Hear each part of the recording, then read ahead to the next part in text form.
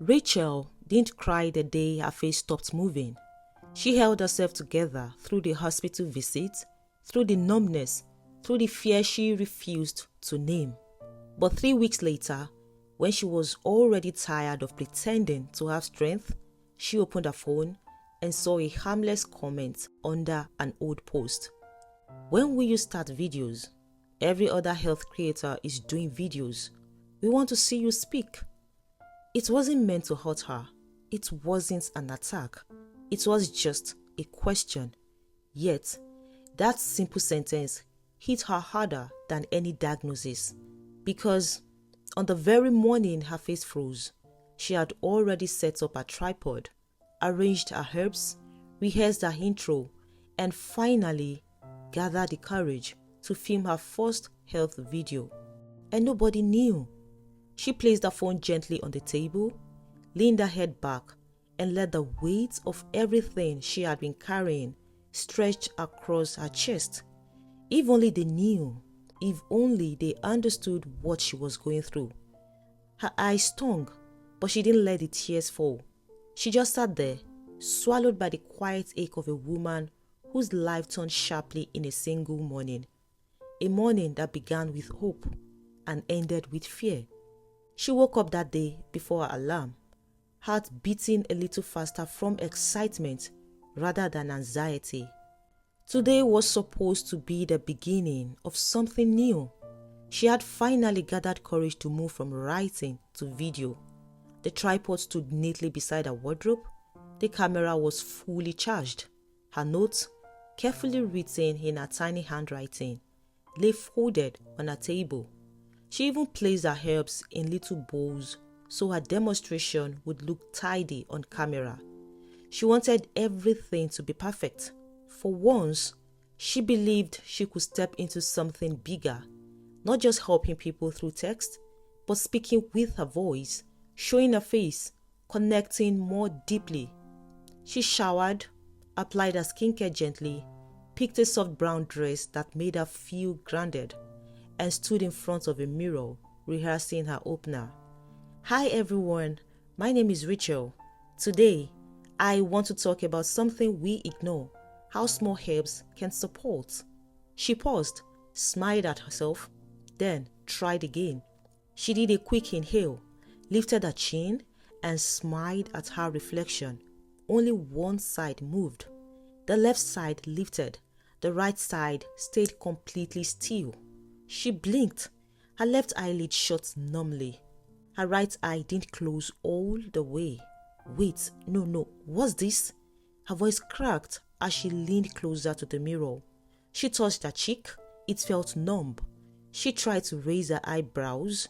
Only one lifted. She tried to pout. Only one side responded. A sharp panic spread from her stomach to her throat. God, please. Her breathing quickened. She tried smiling again, this time desperately, but the reflection didn't change. That moment shattered something inside her. The room felt suddenly cold and unfriendly. Tears blurred her view as she pressed both hands against her face, like she could force it back to normal, but nothing moved. That morning was supposed to launch her into video creation. Instead, it silenced her in a way she couldn't have predicted. At the clinic, she sat in the waiting room holding her jaw because it felt too heavy to support itself. Her heart thudded painfully against her ribs. When the doctor examined her, he didn't take long. It's Bell's palsy, he said gently. Facial nerves paralysis. It often comes suddenly. She blinked hard, fighting the lumps forming in her throat. How long until it goes away? He sighed, the difficult kind of sigh that doctors sometimes try to hide. We don't know. Some people recover in weeks, some in months, some. It can be longer. Longer? Yes, longer. Her vision blurred. The doctor added, we'll begin treatment immediately. Steroids, antivirals, eye protection, physical therapy. But recovery is unpredictable. Her husband squeezed her hand. She tried to smile to reassure him. Only one side moved. He flinched, then masked it with tenderness. She pretended not to notice. On the drive home, everything felt unreal. The buildings, the people crossing the road, the children laughing near a fruit stand, her husband's concerned glances. Life was still happening, but hers had shifted somewhere she didn't know how to navigate. Bell's palsy isn't a private sickness. You cannot hide it, not with makeup, not with scarves, not with angled selfies. Her face told the story each time she spoke to someone. Her relatives gasped softly and said, "Rachel, what happened?" Neighbors tilted their heads sympathetically. The pharmacist over-explained the medication, trying to comfort her. Even strangers glanced twice, quick, apologetic looks they tried to disguise. She didn't blame them. She would stare too, if she were them.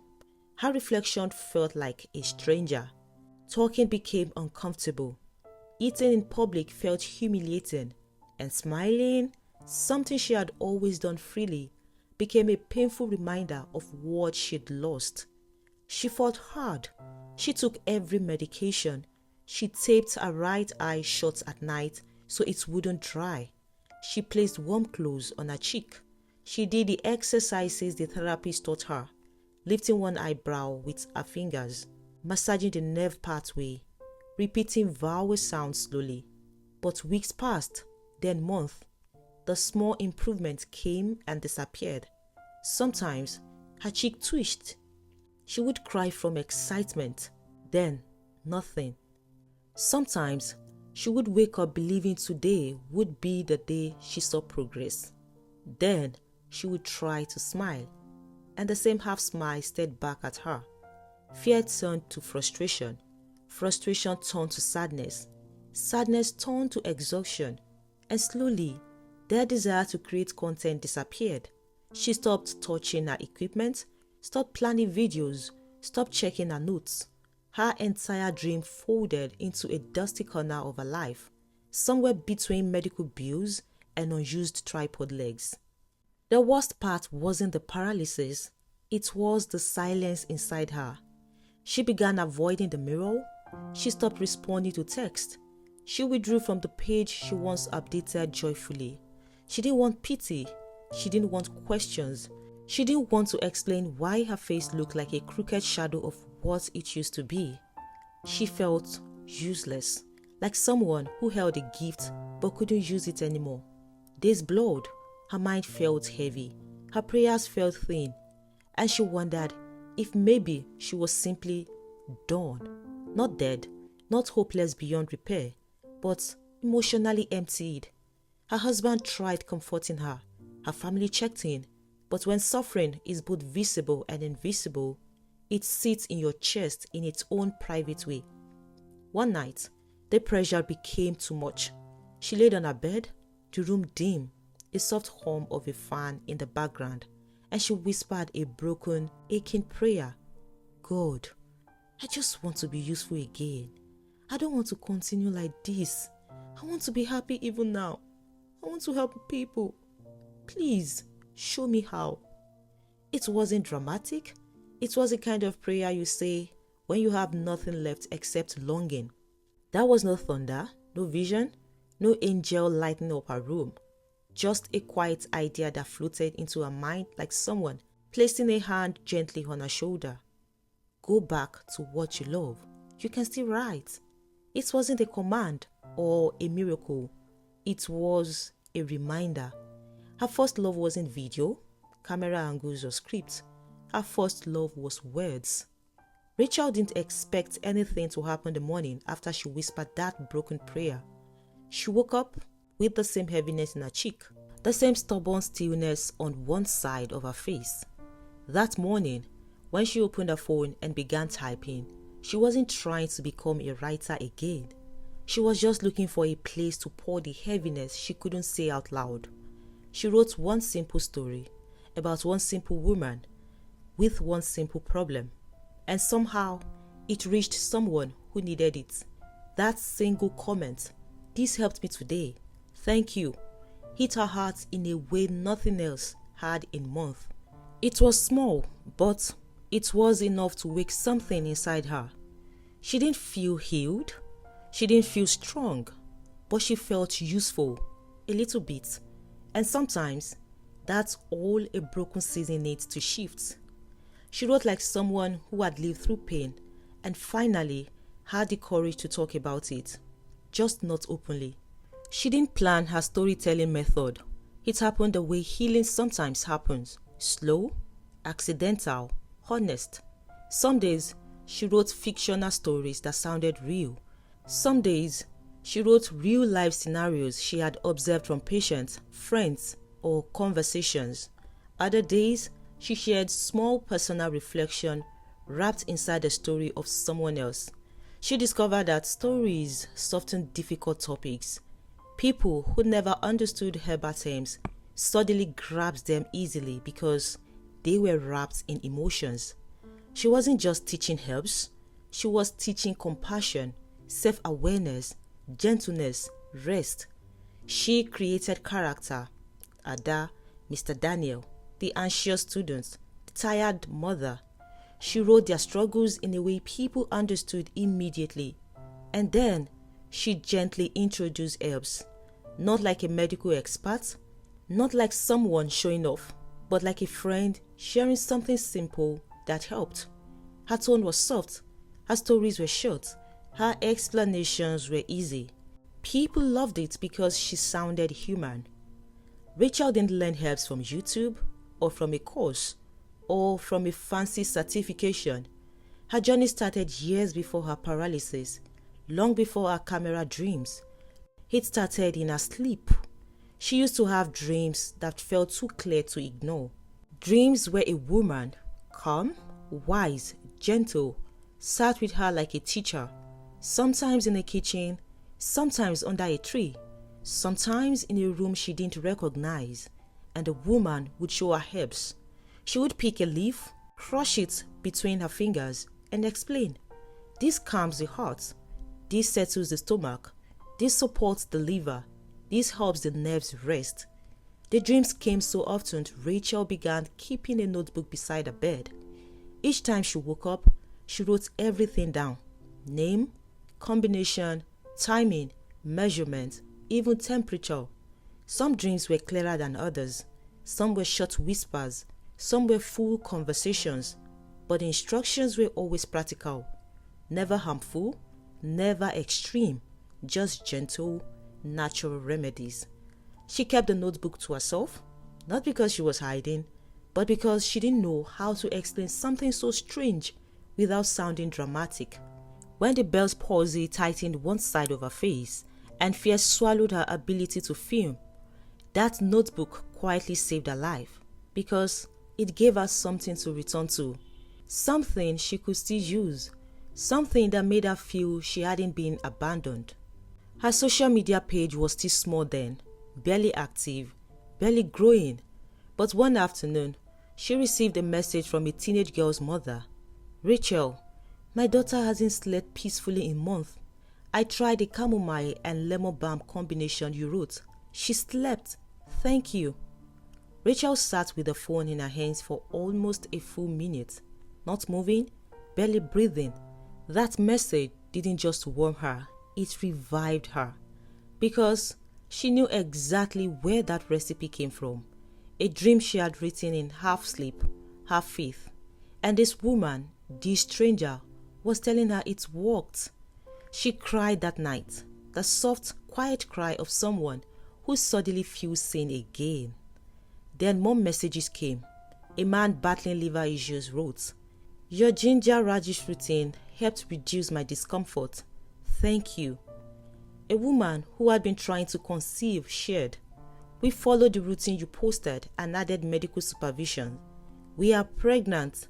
God bless you." Her inbox became a place of small miracles. Not every story was loud, but they were real, honest, human. And for someone who felt useless for so long, those testimonies were oxygen. Growth came slowly, and with growth came critics. Comments like, "Why don't you do videos like other health creators? You're just hiding behind stories. Are you scared to show your face? You don't sound like a professional. Those words hurt. But every time someone attacked her, someone else replied, no, leave her alone. Her tips helped me. She's the reason I sleep better now. You clearly haven't tried anything she posted. I am pregnant today because of her post. People defended her before she even had time to reply. They stood in the gap. They covered her. They shielded her when she felt too drained to argue. Rachel didn't ask them to. They just did. And she held those testimonies close, especially on the days the paralysis felt heavier than usual. Slowly, her page transformed, not into a viral sensation, but into a warm space people trusted. She wasn't shouting. She wasn't trying too hard. She wasn't pretending to be anything more than someone who cared. People followed because her stories made them feel understood, because her tone was gentle, because her teachings felt safe. She taught helps through emotions, through small everyday scenarios, through characters people could see themselves in. Her followers grew. 10K, then 20K, then 80K, then almost 100K. And all from words, only words. No videos, no fancy production, no bright camera lights. Just Rachel, her dreams, her notebook, her small soft stories, and God. Even while helping thousands, even while growing, even while people testified about healing from things she never thought her post could touch. Her face still hadn't recovered. Her smile still curved only on one side. Her right eye still blinked slowly. Her healing hadn't come yet. But because people were healing through the things God showed her in dreams, she kept going. These testimonies didn't replace her pain, but they gave it purpose. She wrote one story after another. She posted one herbal routine after another. She prayed one small prayer after another, and little by little, many returned to her days. She was still waiting for a miracle, but she wasn't waiting in darkness anymore. One night, after posting a story about a man whose nerves calmed after trying a rosemary routine, she went to sleep feeling lighter than usual. Not because she was healed, but because someone had messaged her earlier saying, I tried this for my facial twitching. It helped. You don't know how much your page has done for me. She smiled the best she could, set her phone aside, and whispered, Lord, whenever you're ready to heal me, I'll be here waiting. Then she drifted off. And the dream came, but this time, it wasn't about another person who needed help. It was about her. The same woman appeared, but this time, the woman sat Rachel down, not in kitchen, not under a tree, but in front of a mirror that showed her face exactly as it was, uneven, stiff, tired, half living. The dream teacher didn't smile. She didn't speak in riddles. She didn't start with herbs. She said one sentence, it's time for your healing. Rachel felt something tightened in her dream chest. The words felt clear, like she'd been waiting for years to hear them.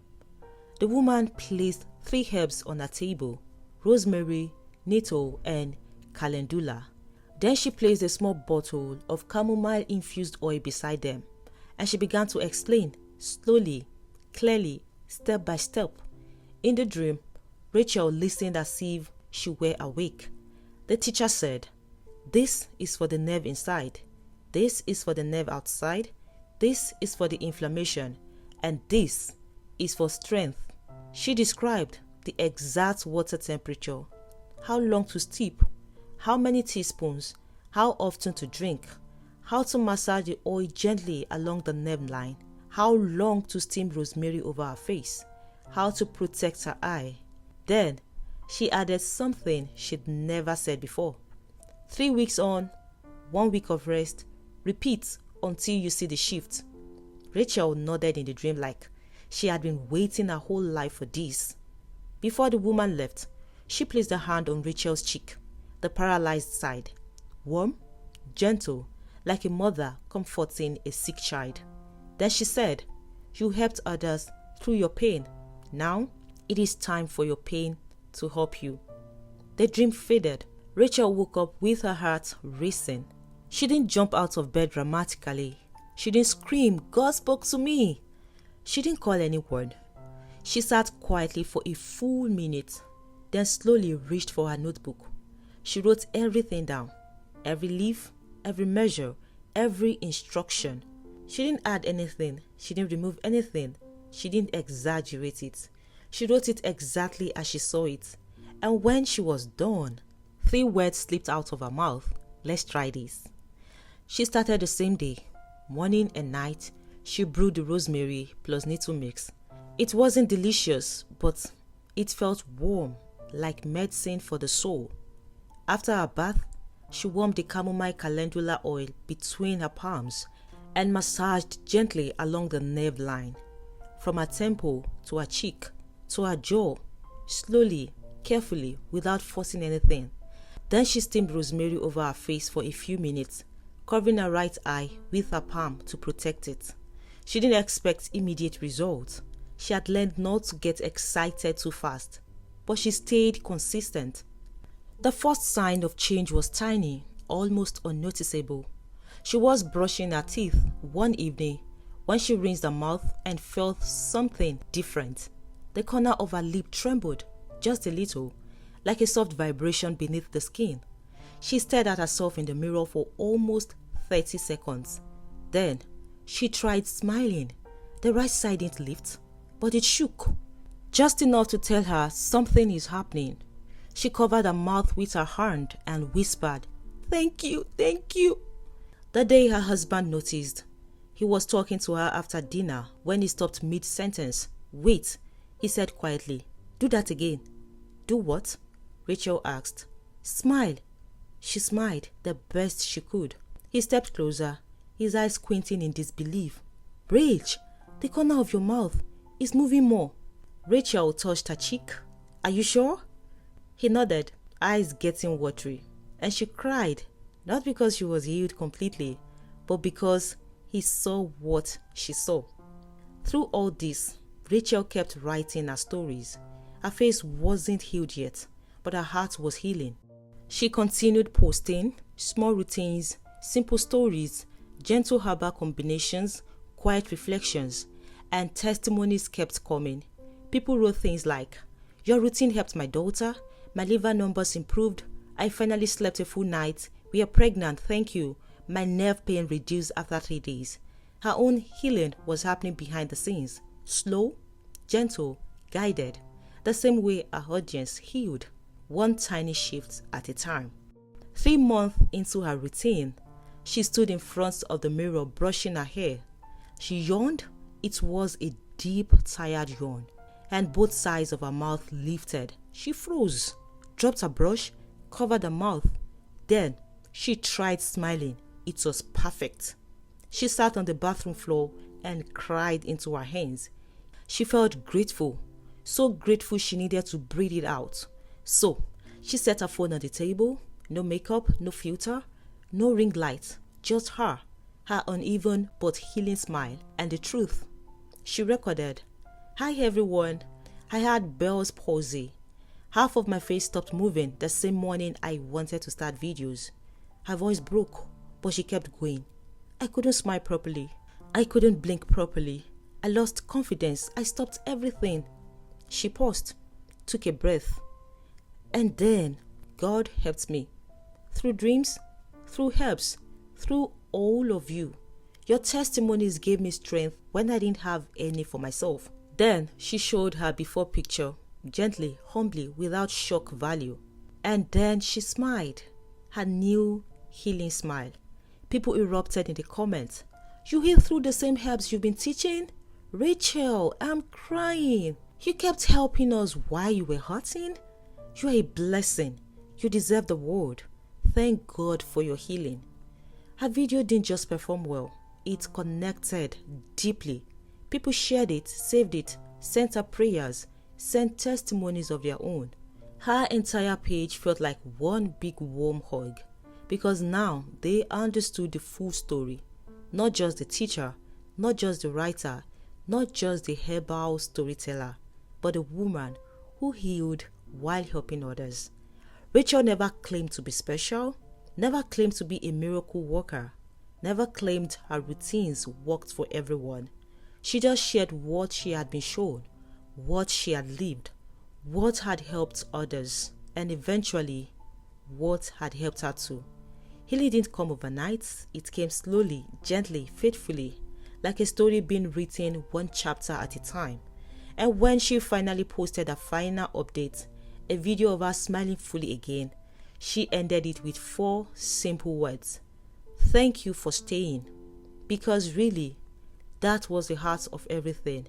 People stayed, people believed, people trusted, people shared their testimonies, people encouraged her when she almost gave up. And through all of that, God wrote her healing story in a way even she couldn't have imagined. Rachel didn't survive that season because she was strong. She survived because, in her weakest moments, one sincere comment would show up and remind her she still mattered. A simple, "Thank you, this helped me," became the reason she kept writing on days her face wouldn't move. The reason she showed up when fear told her to disappear. The reason she found purpose again while waiting for her own healing. Her story reminds us that creators are human. You never know the weight behind the content you enjoy, the tears they swallow before posting, or the battles they hide with a gentle smile. So, when something touches you, say it. Don't hold back your kindness. Don't be stingy with your words. Your one comment might be the reason someone like Rachel keeps going. I hope you enjoyed this story. Please give it a like, share with your friends, your family, your loved ones. Thanks for always watching. I'll see you in the next. Goodbye.